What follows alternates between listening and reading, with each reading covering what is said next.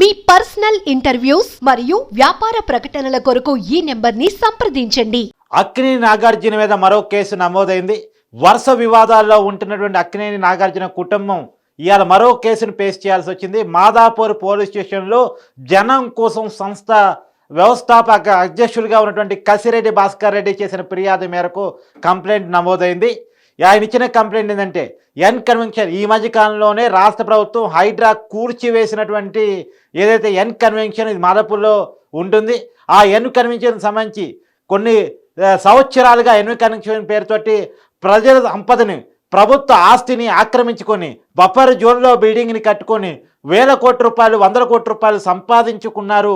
ప్రజల ఆస్తిని దోపిడీ చేశారు. ఇతని మీద చర్యలు తీసుకోవాలి, క్రిమినల్ కేసు పెట్టాలి అంటూ ఆయన ఫిర్యాదు ఇవ్వడం జరిగింది. ఆయన ఫిర్యాదు మేరకు కేసు నమోదు చేసినట్టు మాదాపూర్ పోలీస్ స్టేషన్లో విషయాలు తెలుస్తూ ఉన్నాయి. మనకు అందుతున్న సమాచారం మేరకు ఈ మధ్యకాలంలో వరుసగా చూస్తున్నాం నాగార్జున వర్సెస్ స్టేట్ గవర్నమెంట్ వివాదం. ఒకటి ఫస్ట్ హైడ్రాతో స్టార్ట్ అయింది, హైడ్రా కూర్చివేతడం. అంతకంటే ముందు నాగార్జున ఏదైతే ఎంగేజ్మెంట్ చేసుకుంటున్న వాళ్ళ కుటుంబంలో ఎంగేజ్మెంట్ జరుగుతుందో నాగ చైతన్యకు సంబంధించి దాని సమయంలో ఒక ఆస్ట్రాలజర్ వేణుస్వామి చేసినటువంటి కామెంట్స్, ఆ వేణుస్వామి కామెంట్స్ తర్వాత నాగార్జున కుటుంబం ఒక్కసారిగా వార్తల్లోకి వచ్చింది. దాని తర్వాత కాలంలో హైడ్రా కూల్చివేతను కూడా చూడటం జరిగింది. హైడ్రా ఒక్కసారిగా అందరూ ఊహించకుండానే ఎన్ కన్వెన్షన్ మీద ఒకే ఒక పూటలో దాన్ని కూల్చివేయటం కూడా మనందరం చూసాం. కోర్టు నుంచి అతను స్టే తెచ్చుకోవాలి అనుకునే లోపే కూల్చివేత కూడా ముగిసిపోయింది. అది మనందరం చూసాం. సో ఆ కూల్చివేత తర్వాత కూడా నాగార్జున మీద అనేకమైనటువంటి విమర్శలు వ్యక్తమయ్యాయి. ఎప్పటి నుంచో 2004 నుంచి కొన్ని సంవత్సరాలుగా ఎన్ కన్వెన్షన్ పేరుతో రోజుకి ₹1 కోటి సంపాదిస్తున్నారు. సంవత్సరంలో సగం రోజులు బుక్ అయినప్పటికీ కూడా దాని ఆస్తి 150 కోట్ల దగ్గర, ఇంకా 3 హాల్స్ ఉంటే దగ్గర సంవత్సరానికి 350 కోట్ల రూపాయలు, అంటే పర్ డే 2 కోట్ల రూపాయలు దగ్గర సంపాదిస్తారు. అంటే సంవత్సరం మొత్తం ఎన్ కన్వెన్షన్ బుక్ కాదు కాబట్టి కనీసం సగం రోజులు బుక్ అయినప్పటికీ కూడా దగ్గర 350 కోట్లు ఎటు పోవు సంవత్సరానికి. అంటే ఇప్పటికీ 15 సంవత్సరాలుగా అతను 100 కోట్ల రూపాయలు సంపాదించాడు అన్నటువంటిది అతని మీద ఉన్న ఉపయోగం. అంటే ప్రజల సంపద అనేటువంటి ప్రభుత్వ భూమిలో అతను కట్టుకొని ప్రత్యేకించి అతను చెప్తూ ఉంటాను అది పట్టా ల్యాండ్ అని. పట్టా ల్యాండ్ అంటే ఎలా పట్టా ల్యాండ్? చెరువుకు పక్కనే ఎఫ్టీఎల్ ల్యాండ్లో బఫర్ జోన్లో కొంత వ్యవసాయం చేసుకోవడానికి అవకాశం ఇస్తూ పట్టా ల్యాండ్ ఇస్తారు. ఒకప్పుడు సిటీ ఎదగని రోజుల్లో మాదాపూర్ ఆ ఏరియాలో వ్యవసాయం జరిగే రోజుల్లో అక్కడ పట్టా ఇచ్చుండొచ్చు.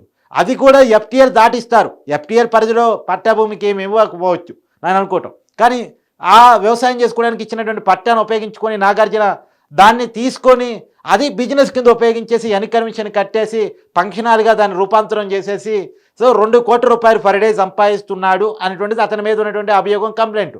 ఆ అవస్థకి ఈ జనం కోసం అనే సంస్థ ఇచ్చినటువంటి కంప్లైంట్ మేరకే హైడ్రా ఈ పని చేపట్టింది, ఎన్ కన్వెన్షన్ కూర్చేసింది. మళ్ళీ అదే సంస్థకి సంబంధించినటువంటి కసిరెడ్డి భాస్కర్ రెడ్డి ఇవాళ మాదాపూర్ పోలీస్ స్టేషన్లో కంప్లైంట్ నమోదు చేశారు.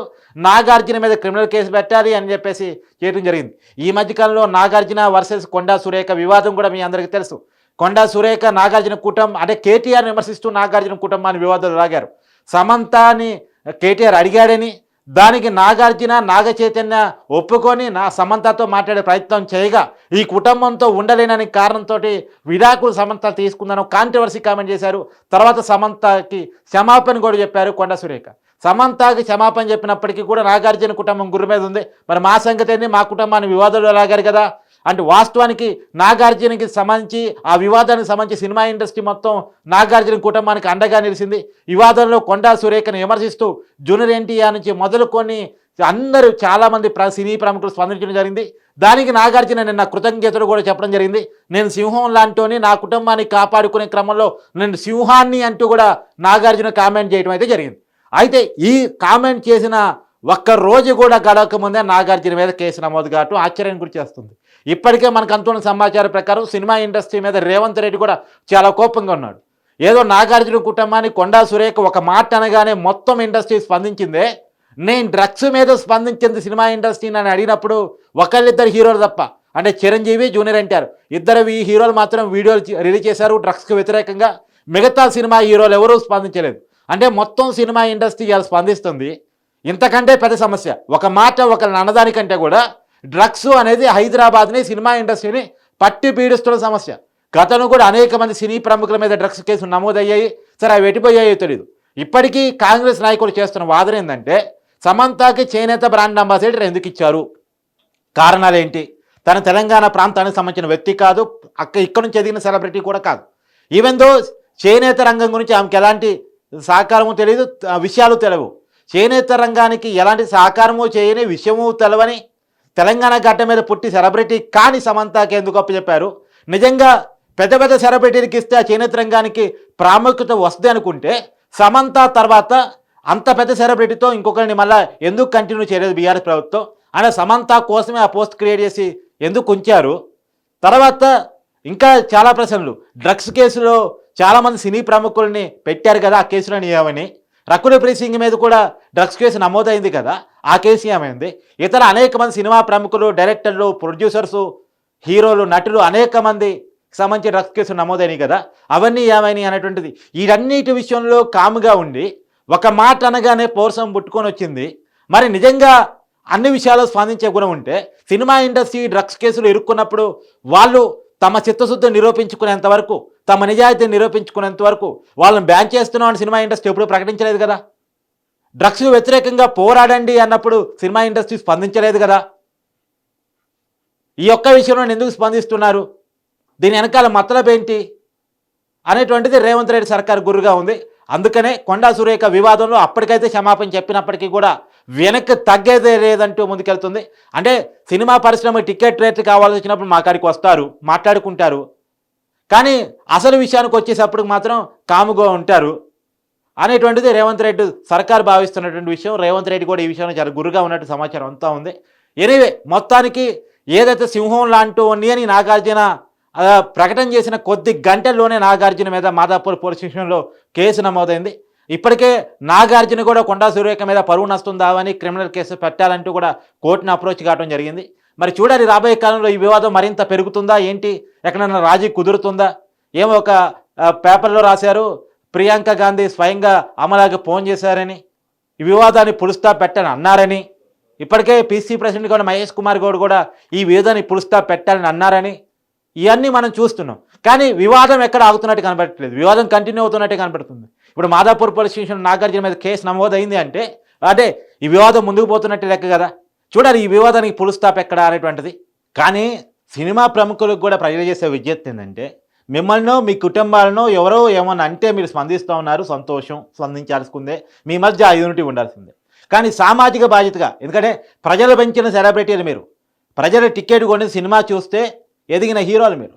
అసలు సినిమా టికెట్ రేటు మీద కూడా ప్రజల్లో చాలా గందరగోళం ఉంది. ఈ మధ్యకాలంలో జూనియర్ ఎన్టీఆర్కి సంబంధించిన ఒక సినిమా రిలీజ్ అయితే ఆ టికెట్ రేటు అమాంతం 400-500. అంటే మేము బలవంతంగా చూడమన్నామా, మీకు ఇష్టమై చూస్తే చూడండి లేకపోతే లేదని అనొచ్చు కాక, సినిమా అనేది ఒక వినోదం, అందుబాటులో ఉండాల్సిన వినోదం. వారాంతం కష్టపడి వారాంతపు రోజుల్లో వీకెండ్లో సినిమా చూస్తే కొంత ఎంటర్టైన్మెంట్ గురిగా వచ్చిన ఒక ఆలోచన ఉంటే దాన్ని ఎన్కాష్ చేసుకుందాం అనుకుంటే ఎట్లా? దానికి అద్దు అదుపు లేకుండా రేట్లు పెంచుకుంటే ఎలా? ఈ విషయం మీద ప్రభుత్వం, సినిమా పరిశ్రమ రెండు ఆలోచించాలి. మీరు అనొచ్చు సినిమా ఖర్చులు పెరిగాయి, సినిమా రేంజ్ పెరిగింది, సినిమా ఖర్చు పెరిగిందని. కానీ ప్రజలు అడుగుతుంది ఏంటంటే సినిమా ఖర్చు ఎందుకు పెరిగింది? సినిమా ప్రొడక్షన్లో పెరిగిందా? సినిమా హీరో హీరోయిన్లకి ఇచ్చే రెమ్యునరేషన్లో పెరిగిందా? సినిమాలో అత్యధిక ఖర్చు రెమ్యునరేషన్సే. సినిమాకి అయ్యే ఖర్చు జూనియర్ ఆర్టిస్టులు, మొత్తం ఆర్టిస్టులు సినిమా ప్రొడక్షన్ ఖర్చు కంటే కూడా రెమ్యునరేషన్స్ వల్ల సినిమా ఖర్చు పెరుగుతుంది. సినిమా బడ్జెట్ ఎంత, దానికి ఇచ్చే రెమ్యునరేషన్ ఎంత, ఒక పరిధి లేకుండా సరిపోతుంది, పరిధి లేకుండా పోతుంది. ఇష్టం వచ్చినట్టు రెమ్యునరేషన్స్ పెరిగిపోయా. దాదాపు 40 కోట్లు 50 కోట్లు రెమ్యునరేషన్ తీసుకుంటున్నారు ఒక్కొక్క హీరో. అవసరంతో రెమ్యునరేషన్లో పనిచేసి సినిమాల్లో ఉండే లాభాల మీద పంపకాలు చేసుకుంటే సినిమాకి ఎంత లాభం వస్తుందో ఆ మేరకు హీరోకి కూడా, హీరో క్యారెక్టర్కి కూడా ఆ మేరకు రెమ్యునరేషన్ ఆ పర్సంటేజ్ ప్రకారం ఇవ్వచ్చు. కానీ అలా కాకుండా ఫిక్స్డ్గా కొంత డబ్బు, కొన్ని కోట్లు ఉంటాం, సినిమాకి 100 కోట్లు అయితే మొత్తం సినిమా అంతా 30-40 కోట్లు అవుద్ది, హీరోకి 30-40 కోట్లు అవుద్ది, హీరోయిన్కి ఒక 20 కోట్లు అవుద్ది, 10 కోట్లు 15 కోట్లు అవుద్ది. ఇతర పెద్ద ఆర్టిస్టులు ఆ సినిమాలో ఒకళ్ళు ఇద్దరు ఉంటే వాళ్ళకు ఒక 10 కోట్లు అవుతుంది. ఇంకేం సినిమా మొత్తం 30 కోట్లే, మిగతాదంతా ఈ రెమ్యునరేషన్సే. అది కాదు కదా సినిమా ఖర్చు అంటే. సినిమా మొత్తం ఖర్చులో రెమ్యునరేషన్స్ ఎంత బాగా ఉండాలి, అది ప్రజలు అడుగుతుంది. మీరుగా డబ్బులు పంచేసుకొని సినిమా రేటు పెరిగిందంటే ఎట కలిసిది? మీకు మీరు డబ్బులు పంచేసుకుంటారు 100 కోట్లు, మళ్ళీ సినిమా ఖర్చు పెరిగిందంటారు. సినిమా ఖర్చు పెరగటం అంటే అండి, సినిమాకి అయ్యే ఖర్చు పెరగటం, సినిమా ప్రొడక్షన్కి అయ్యే ఖర్చు పెరగటం, సినిమా కోసం విజువల్ కోసం ఎక్కువ ఖర్చు పెట్టాం, ప్రజలను ఆనందింపజేయడానికి ఎక్కువ ఖర్చు పెట్టాం, ప్రజలకు ఎక్కువ విషయాలు తెలియజేసేందుకు ఖర్చు పెట్టాం. అదిగా సినిమా ఖర్చు పెరగటం ఈ రోజుల్లో. కాబట్టి మీకు మీరుగా కావాలని ఖర్చును పెంచుకొని మీకు మీరుగా ఎక్కువ రెమ్యునరేషన్ తీసుకొని ఆ సినిమా ఎంత ఆడగలుగుతుంది, ఎంత వసూలు చేయగలుగుతుంది, దాని ప్రకారం రెమ్యునరేషన్స్ ఉండాలి. కానీ హీరోకి ముందే ఒక బడ్జెట్ క్రియేట్ చేసి పెద్ద పెద్ద హీరో కాబట్టి ఇంత ఇవ్వాల్సిందే, స్టార్ హీరో కాబట్టి ఇంత ఇవ్వాల్సిందే అనేది పెంచేసుకొని సినిమా రేటు పెంచే జనం ఎదురుతే ఎట్ట? సరే, అసలు విషయానికి వస్తే మాత్రం ఇప్పుడు నాగార్జున మాత్రం వివాదాల్లో చిక్కున్నాడు అని చెప్పాలి. ఏది ఏమైనా సినిమా పరిశ్రమ అవసరం ఉన్నప్పుడు ఒక రకంగా, అవసరం లేనప్పుడు మరో రకంగా వ్యవహరిస్తుంది అనేటువంటిది ఇవాళ రేవంత్ రెడ్డి సర్కార్ ఫీల్ అవుతున్న విషయం.